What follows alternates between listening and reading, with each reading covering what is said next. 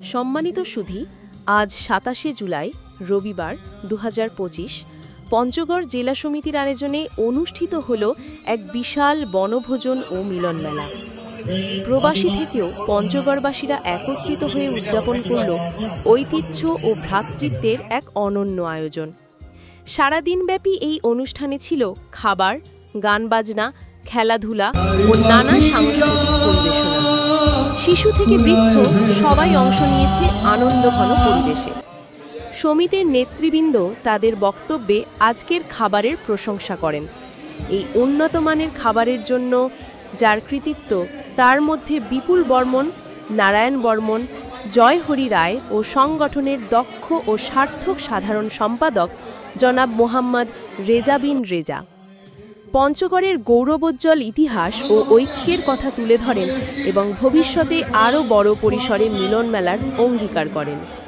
এই আয়োজন পঞ্চগড়বাসীদের হৃদয়ে আনন্দের স্মৃতি হয়ে থাকবে নিঃসন্দেহে।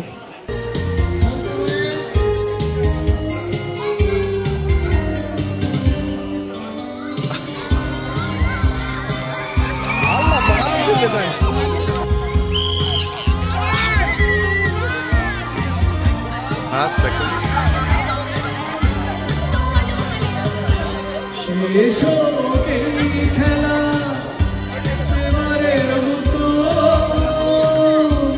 শেষ খেলা এবারের মতো মিনতি করিয়া আমাকে হাসি মুখে বিদায় জানা। আমাদের ফেরানো যাবে না, ফেরারি পাখিরা উড়ায় ফেরে না, আমায় দেখো না, ফেরানো যাবে না, ফেরারি পাখি